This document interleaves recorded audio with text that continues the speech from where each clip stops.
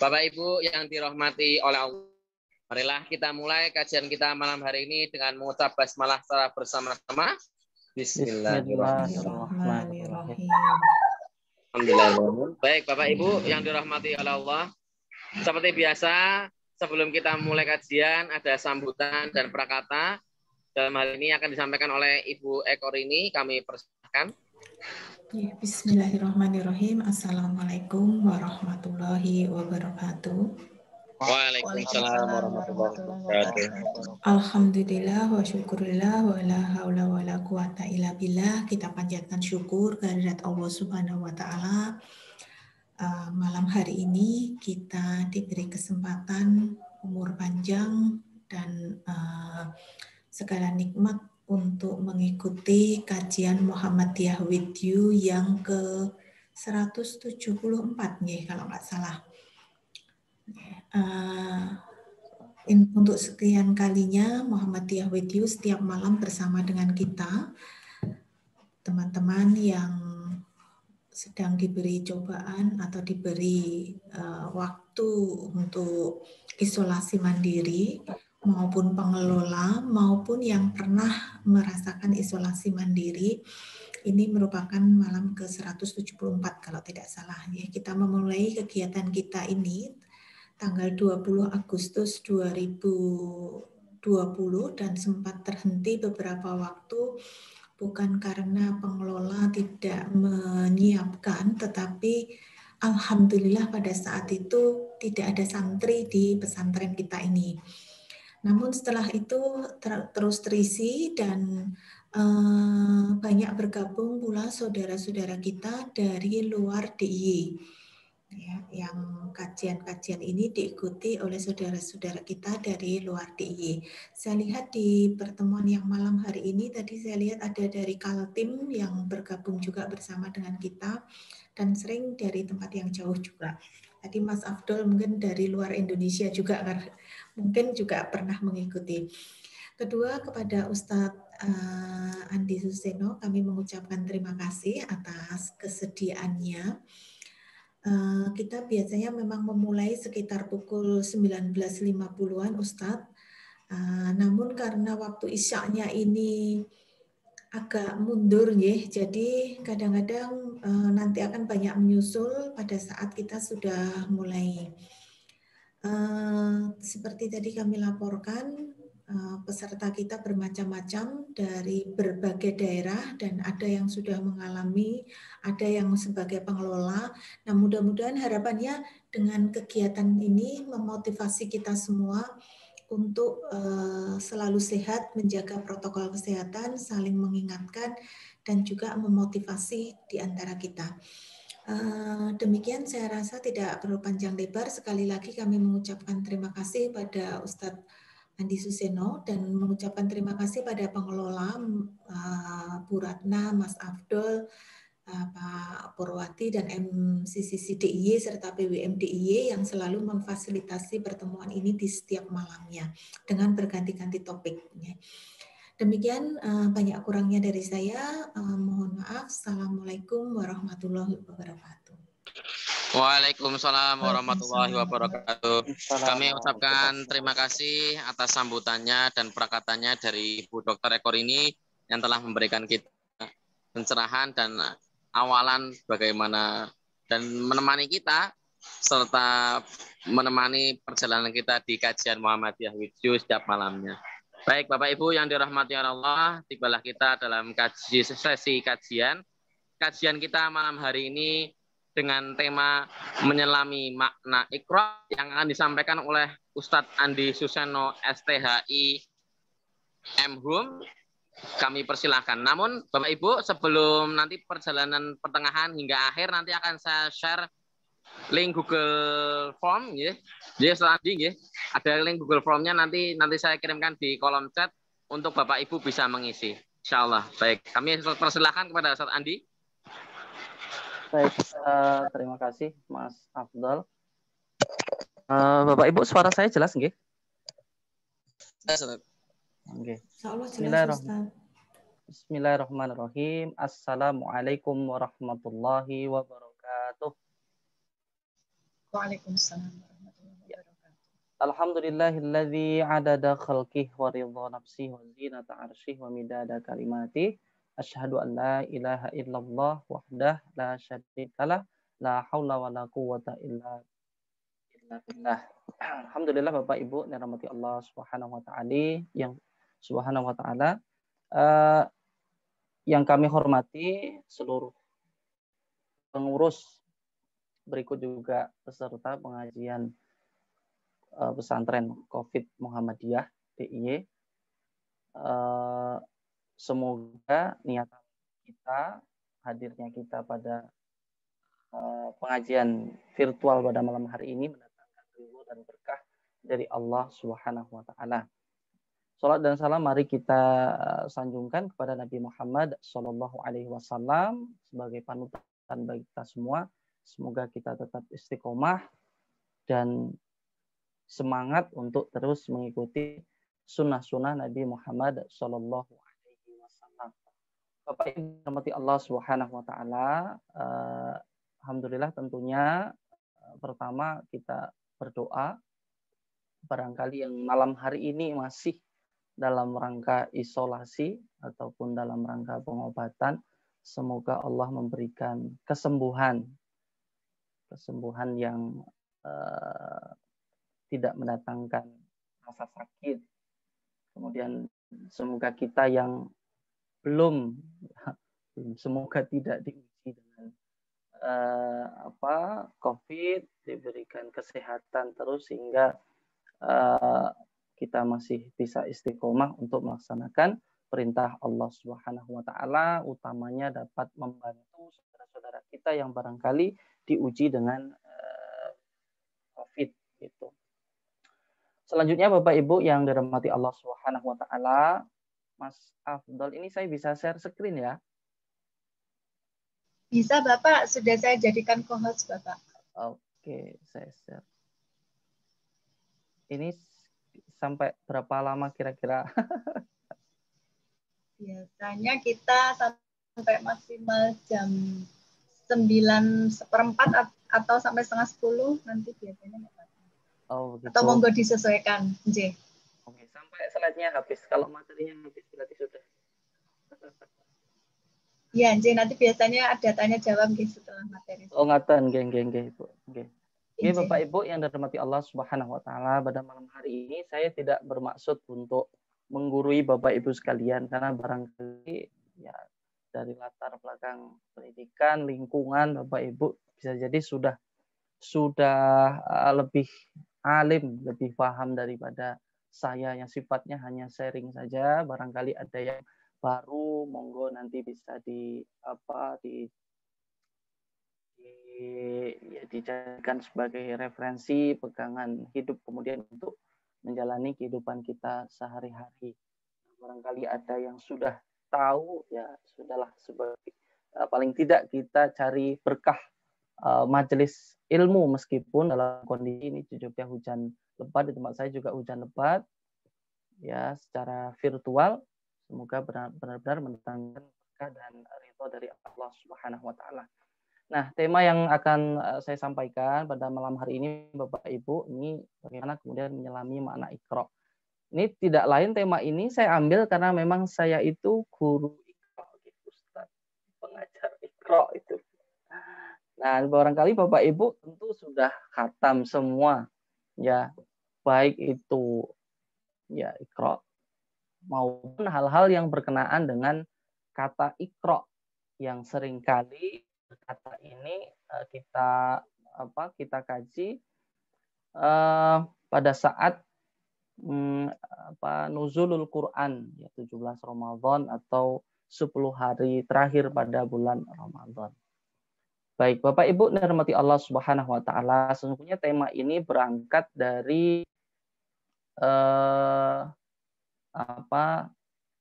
surat pertama yang diturunkan oleh Allah Subhanahu wa taala kepada Nabi Muhammad Shallallahu alaihi wasallam, yaitu surat Al-Alaq ayat 1 sampai 5. Ya, secara historis, secara kronologis, kenapa kemudian sebab atau asbabun nuzul ayat atau surat Al-Alaq ayat 1 sampai 5 ini diturunkan kepada Nabi Muhammad Shallallahu Alaihi Wasallam, yang pada saat itu Nabi Muhammad itu kalau baca teks hadisnya, jadi bukan karena kehendak Nabi Muhammad secara pribadi atas fakta sosial yang terjadi di lingkungan Nabi Muhammad ketika itu di Arab yang mungkin Bapak Ibu sudah mengenalnya ya, dikenal sebagai masyarakat jahiliyah ya, masyarakat yang secara agama itu bodoh, bukan bodoh dalam hal ya, jahil dalam hal mungkin ekonomi, tidak, mereka bahkan termasuk mapan dalam hal ekonomi ya, berdagang, kemudian ya seninya juga, sastranya juga sangat diperhitungkan di dunia begitu. Ya, tapi yang dimaksud dengan jahiliyah di situ adalah ya bodoh secara agama. Yang kemudian banyak praktek-praktek kezaliman yang kemudian dilakukan oleh masyarakat Arab ketika itu. Ya, anak perempuan kemudian dibunuh, ya pernikahan macam-macam itu terjadi, pernikahan warisan, kemudian dan banyak hal lainnya gitu yang terjadi, mabuk, minuman keras dan sebagainya. Ya, bukan hanya itu yang kemudian menjadi sebab kemudian Nabi Muhammad itu yang kita ketahui itu suka ya al-khala ya, dalam bahasa Arab disebut itu i'tizal atau menyepi, menyendiri di Gua Hira. Tapi sebenarnya sikap Nabi Muhammad atau perbuatan Nabi Muhammad yang kemudian beriktizal di Gua Hira itu sebenarnya juga atas campur tangan dari Allah Subhanahu wa taala, kan ini Bapak Ibu kalau mau melihat teks hadisnya itu. Jadi ini ya slide keempat itu jadi di sini ya hubbiba, jadi ditanamkan pada hati Nabi Muhammad itu gemar untuk beriktizal, menyepi, menyendiri. Kalau dalam bahasa kita mungkin apa ya? Ya semedi gitulah ya, merenung, meditasi gitu. Meditasi untuk kemudian meminta petunjuk kepada Allah Subhanahu wa taala. Dan Bapak Ibu dirahmati Allah, dan semedi atau meditasi Nabi Muhammad itu yang sebenarnya itu digerakkan oleh Allah. Memang sudah disiapkan oleh Allah untuk bersiap-siap menerima wahyu yang akan diberikan kepadanya. Kalau Allah sudah mengabarkan bahwa Nabi Muhammad akan menjadi nabi terakhir, maka itulah yang kemudian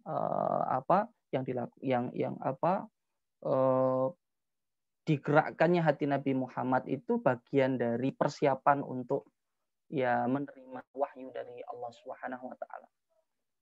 Nah, Bapak Ibu dirahmati Allah, Bapak Ibu tentu ya sudah mengetahui ya, tentu ingat bagaimana kemudian Nabi Muhammad pertama kali menerima wahyu ya, surat Al-Alaq dari ayat 1 sampai 5. Yang dalam sebuah hadis yang masyhur ya, riwayat Bukhari, hadis nomor 3, itu disebutkan bagaimana kemudian Nabi Muhammad ya pertama kali ditampakkan malaikat Jibril yang tiba-tiba kemudian memeluk Nabi Muhammad. Nah, setelah dipeluk erat, kemudian Nabi Muhammad diminta untuk iqra ya, membaca iqra ya. Kemudian jawaban Nabi Muhammad tentu secara psikis ya kaget. Nabi Muhammad belum pernah lihat sebelumnya bagaimana kemudian sosok Jibril. Tiba-tiba memeluk erat dan memerintahkan untuk membaca. Ada rasa ketakutan. Itu kemudian jawaban Nabi adalah ma'ana biqari. Sampai 3 kali kemudian perkataan Jibril itu diteruskan iqra bismi rabbikal ladzi khalaq, dan itulah kemudian wahyu yang kemudian disampaikan kepada Nabi Muhammad SAW oleh malaikat Jibril sampai ayat kelima. Khalaqal insana min 'alaq iqra wa rabbukal akram alladzi 'allama bil qalam 'allamal insana ma lam ya'lam. Nah, kemudian setelah itu Bapak Ibu dan rahmati Allah Subhanahu wa taala, Nabi Muhammad kemudian pulang dengan penuh rasa ketakutan, hampir tidak yakin, bahkan bisa jadi Nabi Muhammad merasa ada sesuatu yang aneh terjadi gitu.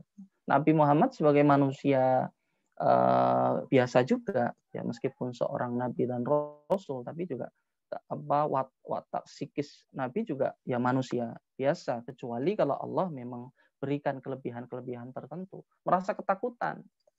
Nah, kemudian di situ berperanlah istri Nabi Muhammad, yaitu Khadijah, menguatkan psikis Nabi, meyakinkan bahwa Muhammad, engkau adalah manusia utusan Allah. Ya. Engkau adalah manusia pilihan Allah yang sejak lahir engkau dijaga. Kan Bapak Ibu kalau lihat rentetan bagaimana Nabi menjalani kehidupannya dari kecil, yang kemudian dikisahkan bahwa pernah didatangi oleh malaikat, kemudian dibelah dadanya dan dibersihkan. Nah, tentu hal itu juga meyakinkan istri Nabi Muhammad. Ya, bagaimana kemudian sikapnya di tengah para kaum yang kemudian disebut Al-Amin, bahkan sebelum ditetapkan sebagai seorang nabi. Nah, itu kemudian Khadijah berperan bagaimana kemudian meyakinkan Nabi Muhammad bahwa Muhammad, engkau benar bahwa apa yang engkau terima itu benar dari Allah Subhanahu wa taala. Nah, Bapak Ibu rahmati Allah Subhanahu wa taala, itu dari sisi kronologis atau asbabun nuzul, aspek historis dari turunnya atau diturunkannya surat Al-Alaq ya, dari ayat 1 sampai 5. Bapak Ibu, kalau dalam ulumul Quran, cara Allah menurunkan wahyu itu kan bermacam-macam. Ada kemudian malaikat Jibril menampakkan wujudnya yang asli. Bahkan pada ayat atau surat yang kedua turun, itu kan Nabi Muhammad ditampakkan malaikat Jibril yang memiliki sayap, yang ketika pulang zammiluni, tolong selimuti aku, minta diselimuti kepada Khadijah karena merasa keringat dingin, ya, ketakutan gitu. Karena ya melihat sosok yang tidak pernah beliau lihat sebelumnya. Ada kadangkala Al-Qur'an itu langsung masuk ke dalam hati Rasulullah. Ada kadangkala Al-Qur'an itu diturunkan kepada Nabi Muhammad itu seperti suara gemblenggan lonceng gitu dan seterusnya. Itu dari aspek historis ya, diturunkannya surat Al-Alaq dari ayat 1 sampai 5. Nah, yang kemudian pada malam hari ini akan kita bahas adalah Bapak Ibu yang berkenaan dengan kata Iqra itu sendiri.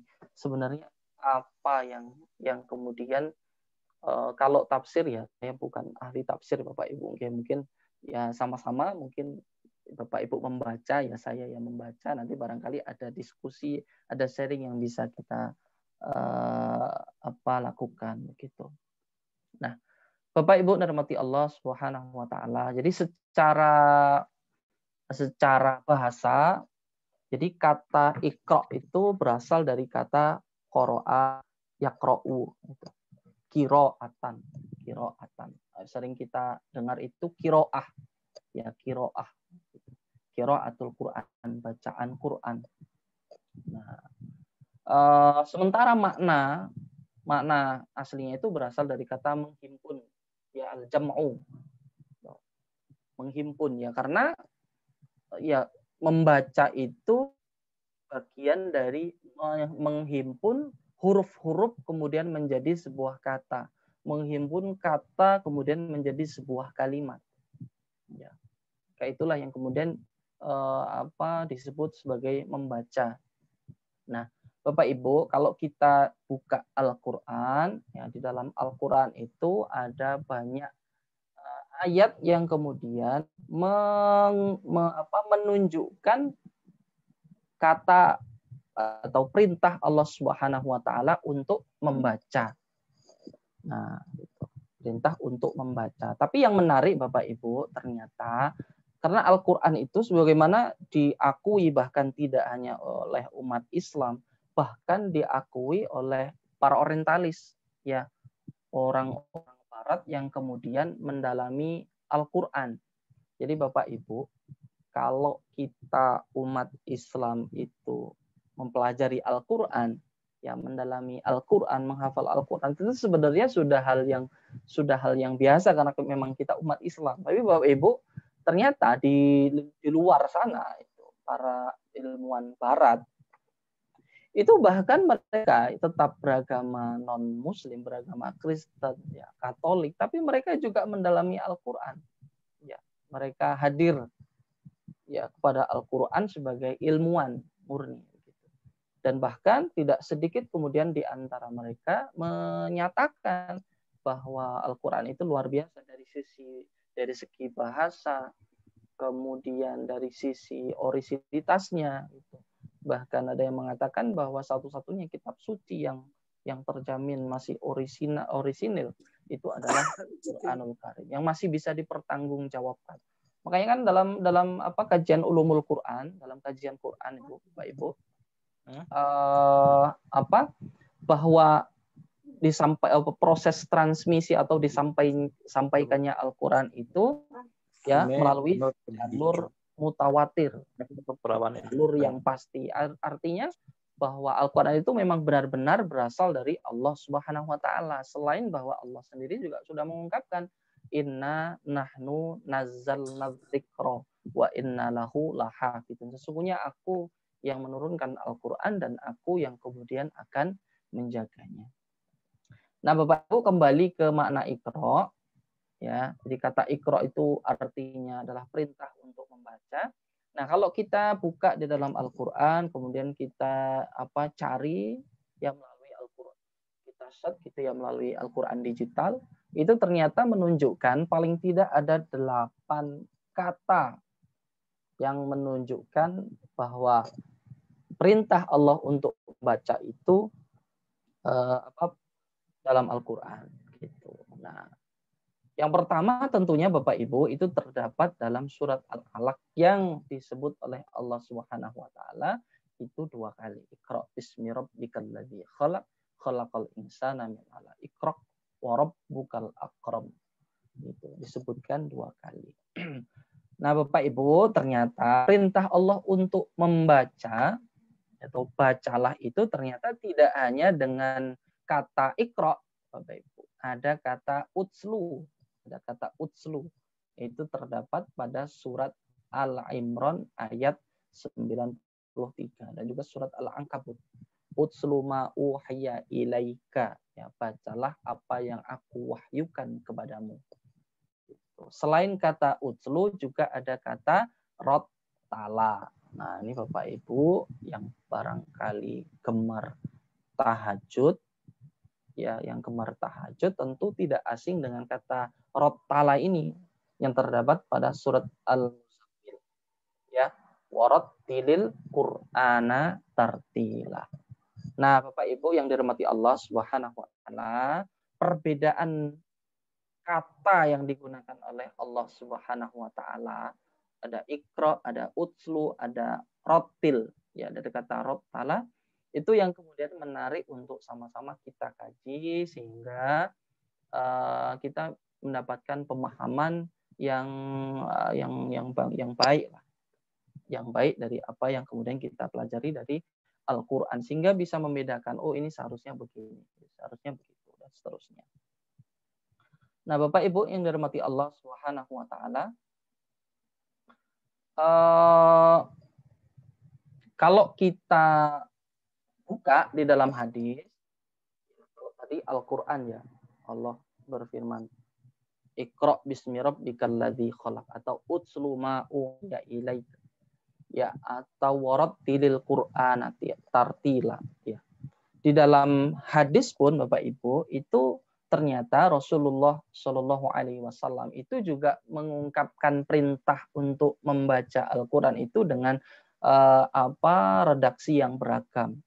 Ya, ada sebuah hadis Bapak Ibu ini bisa lihat, ya, sebuah hadis yang diriwayatkan oleh Imam Muslim yang bunyinya wa ma ijtama'a qaumun fi baitin min buyutillah yatluna kitaballah, yang membaca kitab Allah wa yatadarasunahu ini kata Bapak Ibu, kalau pas Ramadan itu sering menggunakan kata tadarus Bapak Ibu. Nah, inilah sebenarnya kata tadarus itu juga diambil dari bahasa Arab. Yang diambil secara spesifik dari hadis ini. Hadis yang diriwayatkan oleh Imam Muslim, wa yatadarasuna bainakum. Ya. Hadis ini mengungkapkan bagaimana kemudian ya Rasulullah memberikan janji, ya kan, ya janji Rasulullah itu tentunya juga janji dari Allah Subhanahu wa taala. Jadi Bapak Ibu, hadis meskipun hadis itu ya keluar dari pribadi Nabi, kan hadis itu kan segala sesuatu yang disandar kepada Nabi, segala sesuatu yang berasal dari Nabi, baik itu perkataan, perbuatan, ya keadaan Nabi maupun putusan Nabi. Nah, apa yang keluar dari Nabi itu Bapak Ibu sesungguhnya wa ma yantiqu 'anil hawa in huwa illa wahyu yuha. Sesungguhnya apa yang keluar dari lisan Nabi itu sesungguhnya ya wahyu dari Allah Subhanahu wa taala. Ya, meskipun dengan bahasa Nabi. Nah, termasuk juga hadis ini sebenarnya kalau mengungkapkan bagaimana kemudian Rasulullah memberikan janji-janji kepada umatnya untuk mengamalkan satu ibadah tertentu, itu sesungguhnya janji dari Allah Subhanahu wa taala. Artinya perkataan Nabi itu atas petunjuk dari Allah Subhanahu wa taala. Nah, hadis ini kan berbicara tentang janji kepada mereka yang berkumpul di satu majlis kemudian membaca Al-Qur'an, ya mendalaminya, maka akan diberikan ketenangan, ya. Nazalat alaihimus sakinah wa ghasyiyatuhum rahmah, akan dikelilingi, akan diberikan rahmat, diturunkan rahmat kepada mereka. Wa haffatumul malaikah, ya, akan dikelilingi oleh para malaikat. Barangkali malam ini ya, tidak tahu di tempat masing-masing ada malaikat yang sedang mendampingi kita. Maka harus banyak berdoa kalau sedang menuntut ilmu Bapak Ibu. Insya Allah doanya akan dikabulkan. Maka ini satu tradisi yang baik sekali ya dalam kondisi karantina mandiri barangkali ya, dalam kondisi sedang diuji oleh Allah Subhanahu wa taala dengan penyakit, tapi ngaji ya, yang memposisikan diri pada posisi di mana doa itu akan dikabulkan oleh Allah. Sakit sendiri itu bagian dari ujian Allah. Kalau sabar kan ya akan menghapuskan dosa. Terus tambah lagi menuntut ilmu, maka insya Allah doanya juga akan dikabulkan. Maka ya kita doakan semoga yang dalam kondisi sakit tapi masih ngaji, insya Allah diberikan kesembuhan oleh Allah Subhanahu wa taala dari segala macam penyakit.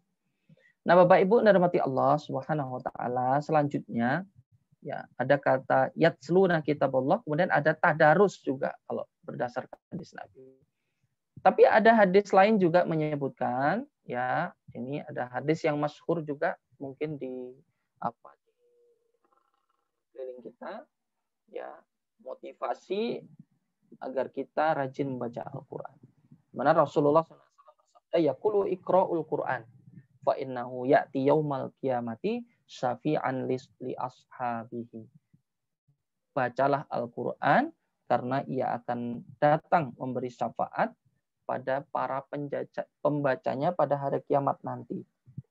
Nah, Bapak Ibu Allah Subhanahu wa taala, tentunya kan kalau dari isi ya konten hadisnya dari konten hadisnya tentu kita coba meresapi, memahami bahwa tidak ada di antara kita yang kalau yakin betul ya memang ada juga mungkin secara teori ya umat Islam itu harus yakin pasti masuk surga. Ya harus begitu. Kita harus yakin betul bahwa sudah Islam kok nggak masuk surga. Padahal Rasulullah mengatakan man qala la ilaha illallah dakhalal jannah. Siapa yang mengucapkan la ilaha illallah itu pasti masuk surga. Kemudian ada sahabat yang bertanya, meskipun imannya itu hanya 1 biji zarah ya Rasulullah. Iya, meskipun hanya 1 biji zarah. Artinya setiap umat Islam itu pasti masuk surga. Tapi Bapak Ibu, kalau begitu ya ngono apa namanya bahasa Jawane, ngono ya ngono ning aja ngono. Ya jangan gitu-gitu banget gitu. Yakin ya iya, tapi ya tahu dirilah bahwa kita sebagai manusia biasa tentu banyak berbuat kesalahan gitu. Jangankan yang sengaja, nggak sengaja saja itu kadang kita tuh menyakiti orang lain atau berbuat salah. Nah, ini hadis ini sebagai jawaban bahwa kelak di akhirat kita membutuhkan syafaat, pertolongan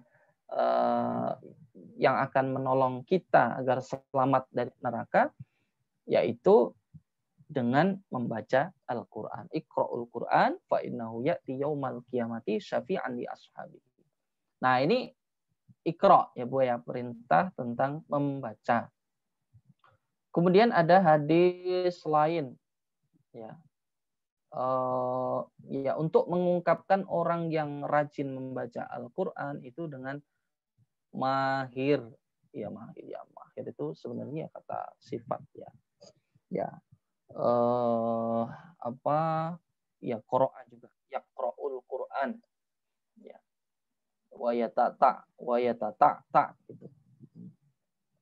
Baik Bapak Ibu yang dirahmati Allah Subhanahu wa taala, kalau kita perhatikan tadi dari Al-Qur'an maupun hadis Nabi, ternyata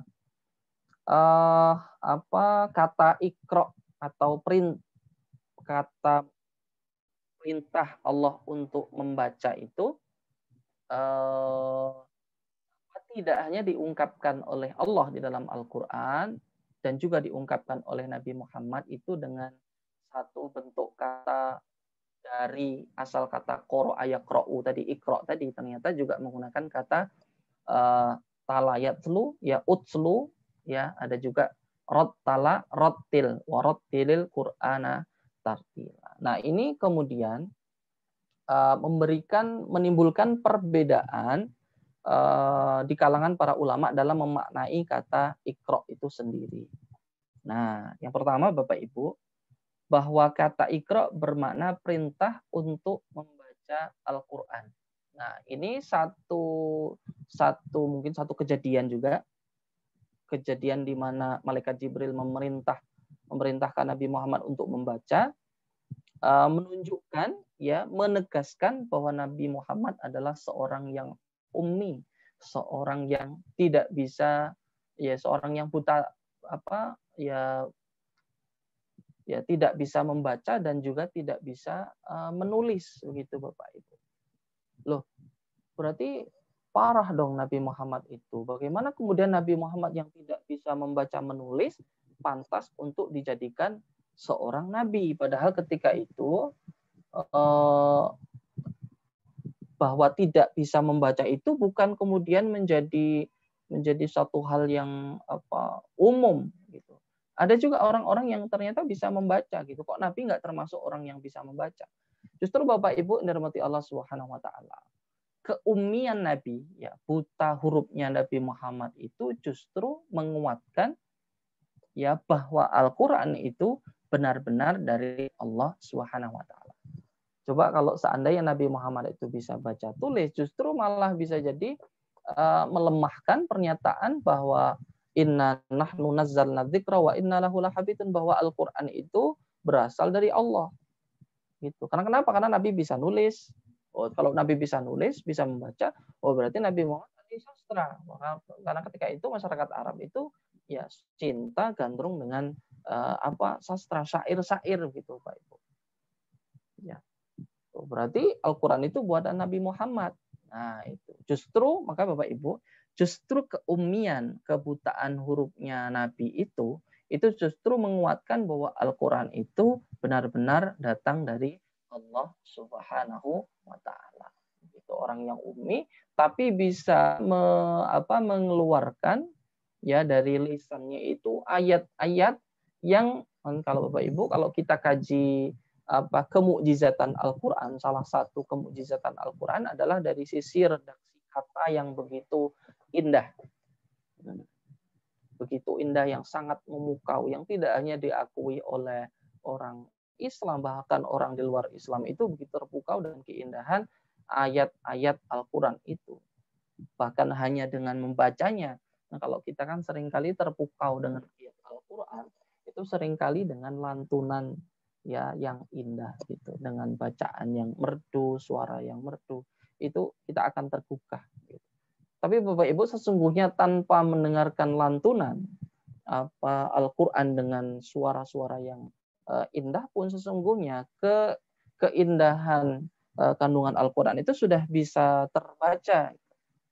Itu maka sisi kemujizatan Al-Quran adalah bernilai sastra yang sangat tinggi yang tidak bisa ditandingi sampai hari ini. Makanya kan dalam Al-Quran itu, dalam surat Al-Baqarah ayat 22 atau 21 gitu, wa in kuntum fi raibim mimma nazzalna ala abdina fa'tu bi surah, ya, bahkan suruh mendatangkan coba satu surat. Nah, itu pernah dicoba juga Bapak Ibu oleh orang Arab bahkan pada masa Nabi Muhammad, dan tidak berhasil, bahkan ditertawakan karena lucu isinya. Ya. Tentu hadirnya Al-Quran ketika itu, kalau itu buatan Nabi Muhammad, ya orang akan berlomba-lomba untuk menandingi, karena jadi apa ya? Jadi perhatian banyak orang ketika itu. Bahkan Umar bin Khattab, karena keindahan Al-Quran, manusia yang keras hatinya, yang sangat membenci Rasulullah, itu bahkan bisa terketuk hatinya yang kemudian menyatakan masuk Khattab yang hari-harinya itu minum minuman keras, ya, kemudian menantang orang untuk bergulat. Bahkan adiknya ketika Umar bin Khattab itu, Khalifah Umar itu tahu adiknya itu masuk Islam, itu tempeleng sampai terpelanting, sampai ya keluar darah begitu. Ya, sampai terjatuh. Bahkan adik iparnya juga begitu. Itu Bapak Ibu ketika mendengarkan, ya, membaca surat Toha itu, ya, itu langsung terketuk hatinya dan mendatangi Rasulullah, yang disangka oleh para sahabat ketika itu mau mencelakai Rasulullah, justru malah menyatakan masuk Islam. Itu karena saking indahnya itu. Tidak perlu menunggu harus dibaca, bahkan membaca, melihat teksnya itu, susunan katanya saja itu sudah sangat memukau. Nah, itu yang pertama Bapak Ibu. Kemudian yang kedua, ada sebagian ulama yang kemudian memahami makna Iqra itu, kata Iqra itu perintah untuk membaca. Tapi perintah membaca itu tidak terbatas pada teks. Ya. Kalau kita merintah untuk bacalah, itu kalau orang hafal kan sama, dia juga membaca.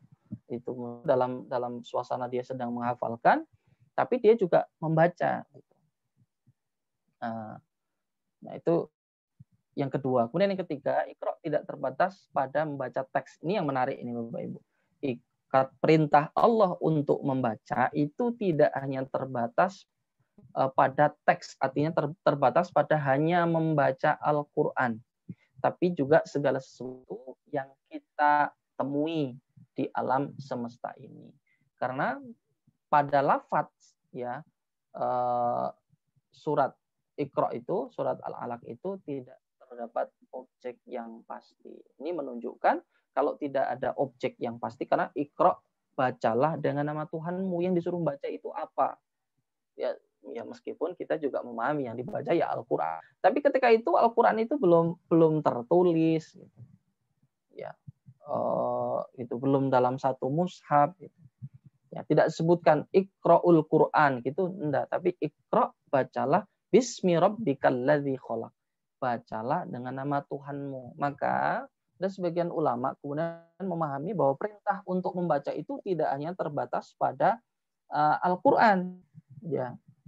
Bahkan apa yang kita temui dalam kehidupan sehari-hari itu juga harus kemudian kita baca, ya, kita pahami, kemudian kita sikapi, ya, bagaimana kemudian sikap terbaik kita dalam merespon setiap kejadian yang ada di sekitar kita. Nah, ada juga ulama yang menyebutkan bahwa ya maksudnya ya membaca, tapi tidak terbatas hanya pada Al-Quran. Itu motivasi bagi kita, ya, manusia secara umum, umat Islam secara khusus, untuk gemar membaca. Kalau kita jadi ini satu bukti bahwa Islam itu dari bahkan sejak pertama wahyu diturunkan itu sudah serat dengan nuansa ilmu gitu. Karena kan kalau ada falsafah itu bahwa membaca adalah jendela dunia. Ngoten nggih Bu nggih? Kan seperti itu. Bahwa membaca itu sebagai pintu bagi kita untuk mendapatkan berbagai macam informasi. Nah, Bapak Ibu yang dirahmati Allah Subhanahu wa taala, itulah di antara perbedaan para ulama dalam memaknai kata Iqra. Ya, ada yang memahaminya hanya sebatas membaca Al-Qur'an, ada yang memahaminya tidak terbatas pada hanya membaca tapi juga bisa hafalan. Ada yang memaknai tidak hanya membaca Al-Quran atau teks atau buku, tapi juga membaca situasi atau bukti-bukti keagungan Allah di alam semesta ini juga harus kita baca, yang kemudian direnungkan. Nah, selanjutnya Bapak Ibu yang dirahmati Allah Subhanahu wa taala. Jadi sebenarnya apa sih makna Iqra itu? Maka Bapak Ibu, kalau kemudian coba kita simpulkan, kita ambil simpulan dari tadi ada ayat Al-Qur'an, ada kata Iqra, ada kata utslu, ada kata rottil, ya yang maknanya perintah. Tapi kalau di dalam Al-Qur'an itu Bapak Ibu, kalau kita misalnya Bapak Ibu cari di HP gitu ya, pakai Al-Qur'an digital, kan kalau pakai manual buka Al-Quran ya lama Bapak Ibu, saya juga lama tuh. Tapi kan ada aplikasi Al-Quran digital. Nanti kalau Bapak Ibu search itu cari dengan kata kunci bacalah, itu yang keluar itu, atau kata membaca. Nah, tapi kalau di dalam Al-Quran yang maknanya itu entah itu baca atau membaca, ya dua aktivitas itu yang paling banyak itu menggunakan kata utslu Bapak Ibu, atau yatsluna kitaballah, ya. Banyak di surat Al-Baqarah itu juga banyak sekali. Nah, itu banyak menggunakan kata yatslu, bukan Iqra. Nah, apa rahasia di balik itu semua? Ya, mari kita pahami bersama. Nah, baik berdasarkan Al-Qur'an dan juga hadis, makna Iqra adalah perintah membaca Al-Qur'an. Nah, bacalah Al-Qur'an sebagai dasar pedoman. Karena begini, Bapak Ibu, kalau Allah turunkan Al-Quran itu sebagai hudal lil muttaqin, petunjuk bagi orang yang bertakwa, hudal linnas, ya petunjuk bagi manusia. Maka bagaimana kemudian Al-Quran itu akan menunjukkan petunjuk, akan memberikan arahan kepada kita kalau tidak kita baca. Maka harus dibaca. Ya baca. Di situ maknanya ya baca. Baca apa? Baca Al-Quran. Bahwa Al-Quran itu sebagai orang umat Islam tentu kita harus meyakini bahwa Al-Quran itu adalah bukan cuma sumber tapi bahkan dasar pijakan kita dalam mengembangkan ilmu pengetahuan. Dalam kita melakukan segala aktivitas kehidupan kita itu harus baca Al-Quran dulu gitu. Maka Al-Quran dulu, Iqra bismi rabbikal ladzi khalaq. Oke, kita mau baca buku boleh. Ya, perlu, bahkan mungkin harus. Kita perlu membaca alam semesta, ya boleh, ya harus. Tapi jangan lupa bahwa ada yang lebih utama untuk kita baca daripada buku-buku yang lain ataupun ayat tanda-tanda kekuasaan Allah yang lain, yaitu Al-Qur'anul Karim. Maka kata Iqra itu bermakna ya baca Al-Qur'an, bacalah Al-Qur'an.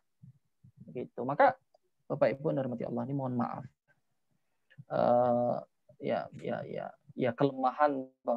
Kelemahan barangkali umat Islam saat ini itu ada semacam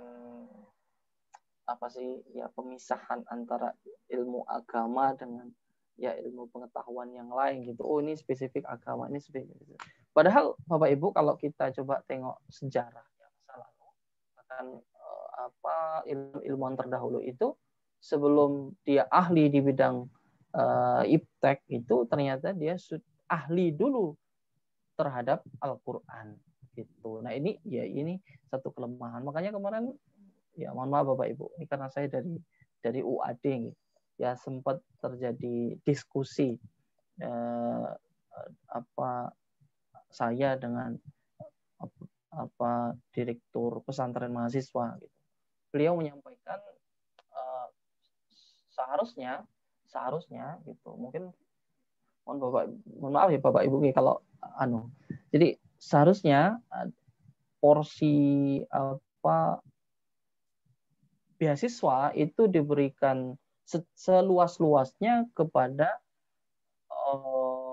mahasiswa-mahasiswa yang mau mengambil jurusan-jurusan umum, misalnya mohon maaf kedokteran, mungkin farmasi, kesehatan masyarakat dan seterusnya. Itu karena kenapa? Karena yang sekarang sudah banyak sih sebenarnya yang ahli Quran juga ya dia saintis gitu ya, dia dokter ya, dia apoteker gitu. Tapi tentu Muhammadiyah ya secara khusus kita butuh banyak stok. Kita butuh banyak stok orang-orang yang paham Al-Quran dan juga dia pakar di bidang ilmu pengetahuan yang sifatnya ilmu-ilmu umum begitu. Nah, itu tadi kembali ke sini bahwa memang Al-Quran seharusnya itu menjadi pijakan utama, menjadi dasar ya harus dibaca dulu gitu. Kalau mau baca yang lain ya Al-Quran dulu. Oke, mau kuliah, tapi ya kamu harus baca Quran dulu. Bagus lagi kalau kamu hafal Al-Quran dulu gitu. Maka kalau kemudian calon mahasiswa yang mungkin mengambil jurusan kedokteran itu sudah hafal Al-Quran dulu, itu tentu lebih lebih baik. Ini bukan berarti kemudian yang tidak hafal itu tidak baik, itu bukan berarti seperti itu. Ya, tapi kalau bisa agama dan dunia itu seimbang ya kenapa tidak? Kemudian yang Bapak Ibu melekat pada setiap Muslim. Nah, jadi apapun maknanya bahwa perintah Allah baik menggunakan kata Iqra, utlu maupun Rattil itu melekat pada setiap kita. Nah, coba kita pahami bersama bahwa kata Iqra ya wajar Allah ayat pertama diturunkan dengan menggunakan kata Iqra, kemudian ya kata Iqra yang pertama 2 kali disebut surat Al-Alaq itu ya wajar karena pada saat itu Nabi Muhammad belum bisa membaca, ya tidak bisa membaca, ya wajar kalau dipinta untuk membaca. Kan tidak mungkin karena kalau dari sisi bahasa kalau Iqra itu terbatas hanya membaca teks, ya tapi kalau kata utlu itu dia lebih luas dari itu. Kalau utlu itu dia membaca, ya dia juga memahami dan juga berusaha untuk mempraktekkan. Itu kalau dari sisi bahasa. Ya nggak mungkin lah Nabi Muhammad di ayat pertama itu menggunakan kata utslu karena Nabi Muhammad belum bisa membaca, belum ada hafalan sama sekali tentang Al-Quran, kok disuruh memahami dengan menggunakan kata tidak mungkin. Makanya pakai kata Iqra. Nah, kalau Rattil sendiri kan kalau dalam surat Al-Muzammil itu warattilil Qur'ana tartila, dan bacalah Al-Qur'an itu secara tartil. Nah, kata tartil ini sebenarnya Bapak Ibu itu lebih familiar digunakan untuk mengungkapkan makna membaca Al-Qur'an sesuai dengan kaidah tajwid. Ya, membaguskan makhrajnya dan juga menerapkan kaidah-kaidah dalam membaca Al-Quran. Itu kata rotil. Itu akan, makanya kan warotil Quran tartila terusannya itu. Ya, nah itu ada terusannya itu Bapak Ibu di dalam surat Al-Muzammil itu bahwa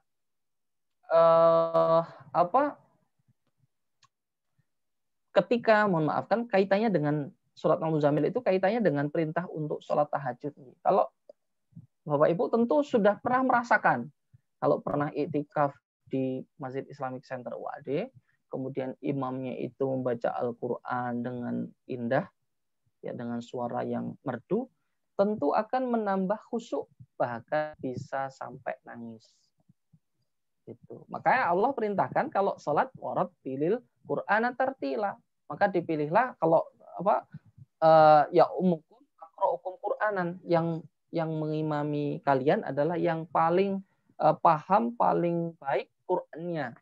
Itu paling baik Qur'annya, paling bagus ya bacaan Qur'annya itu, karena akan memberikan pengaruh kepada jamaah gitu. Nah, kaitannya kata rotil itu kaitannya dengan bagaimana membaca Al-Qur'an di dalam sholat, ya memperindah bacaan. Gitu. Kalau utslu itu bagaimana? Nah, kalau kita hubungan dengan hadis tadi, wa ma ijtama'a qaumun fi baitin min buyutillah yatluna kitaballah, ya. Orang yang berkumpul dalam satu majelis kemudian yatlu, ya, dia tidak hanya membaca tapi juga dia berusaha untuk memahami maknanya, kemudian memahami maksudnya dan ingin menerapkan dalam kehidupannya sehari-hari. Nah, Bapak Ibu yang dirahmati Allah Subhanahu wa taala, perintah hanya membaca Al-Qur'an. Kemudian yang kedua dengan kata utslu, memahami, berusaha menerapkan dalam kehidupan sehari-hari, dan juga perintah untuk memperindah bacaan Al-Qur'an kita, itu melekat pada kita semua umat Islam. Itu yang terpenting itu. Oh, berarti saya sebagai umat Islam itu satu, saya harus bisa membaca Al-Qur'an. Setelah bisa membaca Al-Qur'an, naik tingkat ke level rotil, berusaha untuk bisa mentartilkan bacaan Al-Qur'an saya. Setelah itu baru level ketiga adalah utslu, ya, yatsluna kitabullah, berusaha untuk membaca, memahami, kemudian berusaha untuk mempraktikkan dalam kehidupan sehari-hari. Nah, dalam makna yang lain ini juga diungkapkan, Iqra adalah perintah membaca sekaligus motivasi, ya, objeknya apapun. Kita dituntut ya oleh kata pertama dalam wahyu itu untuk membaca apa saja yang tertulis atau terhampar. Yang kita baca itu tidak hanya yang baik tapi juga yang buruk. Yang buruk maksudnya yang terjadi dalam kehidupan kita. Ada kejadian menyebarnya virus corona juga kita baca. Meskipun mungkin secara bahasa itu saya juga agak ragu juga, itu kurang tepat juga itu. Mungkin kalau situasi itu mungkin kan kalau kita hubungkan dengan ayat afala yang duruna ilal ibili kaifa khuliqat. Jadi kalau terhadap ayat-ayat Allah, ya, alam semesta ini mungkin bukan membaca ya, tapi lebih melihat ya, melihat dengan mata dan juga basar hati kita. Nah, kalau membaca itu kan lebih erat kaitannya itu dengan teks ya. Ya, tapi ya terserah orang ulama mau menafsirkan apa ya. Kalau saya secara pribadi kalau itu seperti itu. Kalau baca ya teks, tapi kalau alam gitu, kejadian hal yang baik maupun buruk itu lebih pada melihat, kemudian melihat dengan mata dan juga mata hati. Ada ular gede banget semua.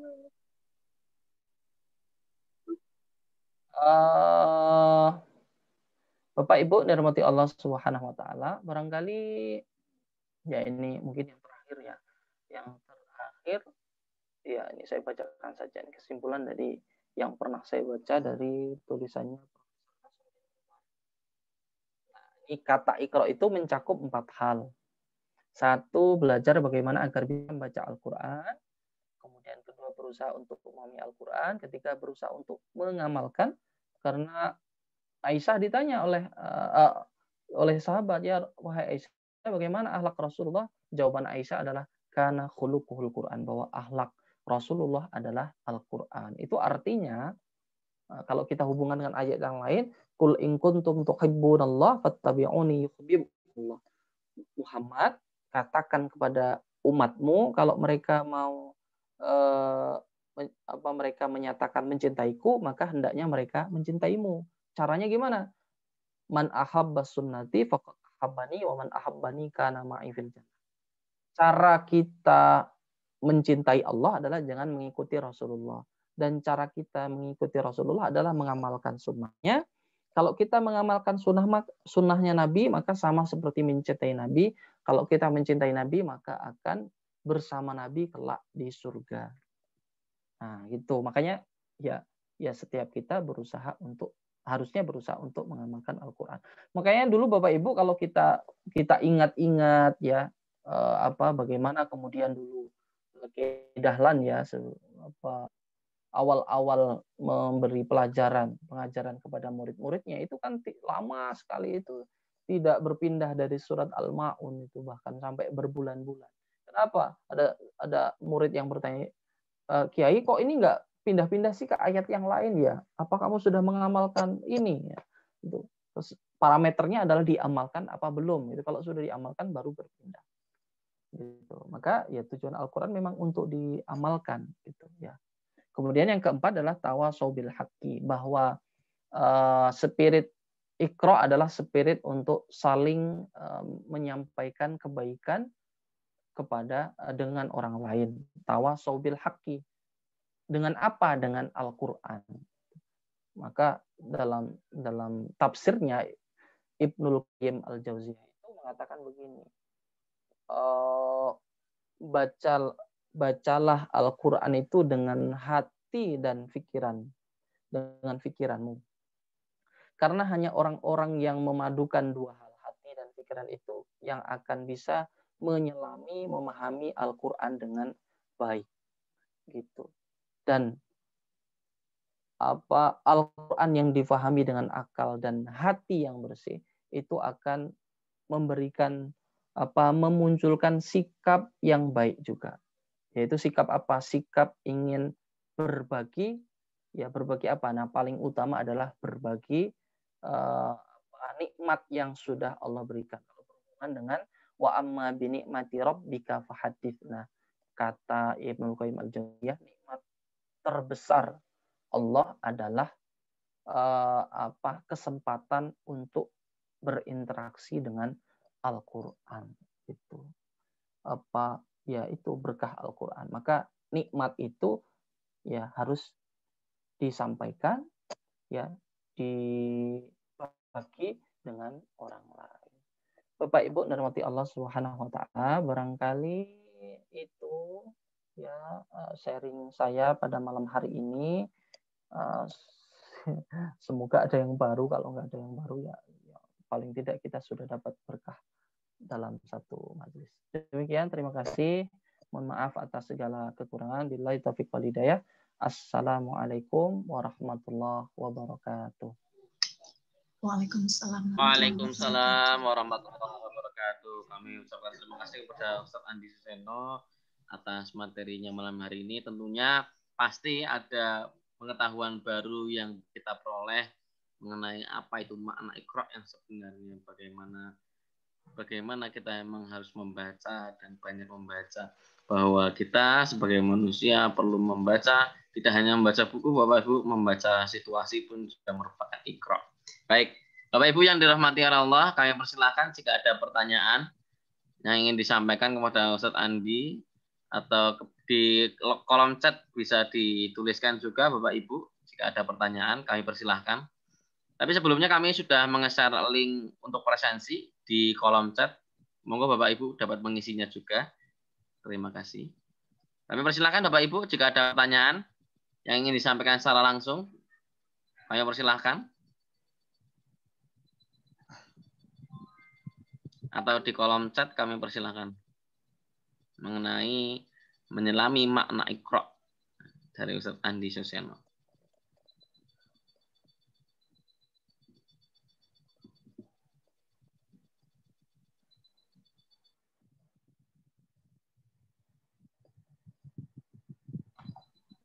Baik, Bapak Ibu, jika tidak ada pertanyaan, maka kami ucapkan terima kasih kepada Ustadz Andi Suseno atas materinya malam hari ini. Tentunya pasti ada hikmah-hikmah yang bisa kita ambil Bapak Ibu sekalian dari materi dan sharing-sharing yang telah di-share oleh Ustadz Andi Suseno, memberikan kita pengetahuan baru, memberikan kita ilmu baru, sehingga kita bisa meresapinya, sehingga kita bisa mengambil hikmahnya, dan hikmah-hikmah itu bisa kita terapkan dalam kehidupan kita masing-masing. Tidak lupa kami ucapkan terima kasih kepada seluruh peserta yang telah mengikuti kajian kita malam hari ini. Kami ucapkan juga kepada pemateri Andi Suseno atas materinya malam hari ini dan sharing-sharingnya. Dan kami juga mengingatkan Bapak Ibu di kolom chat sudah ada link untuk presensi. Kami persilahkan Bapak Ibu untuk bisa mengisi link tersebut. Terakhir, marilah kita tutup kajian kita malam hari ini dengan bacaan hamdalah secara bersama-sama. Alhamdulillahirabbil alamin. Kurang lebihnya kami mohon maaf. Terakhir, sebelum ditutup, kami selalu berdoa kepada Bapak Ibu yang sekarang sedang isolasi mandiri, yang sedang sakit, agar segera diberikan kesembuhan oleh Allah. Kepada Bapak Ibu yang sudah kuat, sudah sehat, agar selalu diberikan perlindungan oleh Allah. Amin, amin. Ya Rabbal Alamin. Kurang lebihnya kami mohon maaf. Nun wal qalami wa ma yasturun. Wastaghfirul khairat wa basyiril mu'minin. Wassalamualaikum warahmatullahi wabarakatuh. Waalaikumsalam warahmatullahi wabarakatuh. Matur nuwun Ustadz Andi. Mohon maaf kalau selama memfasilitasi ada kekurangan. Boten. Matur suwun Ustadz.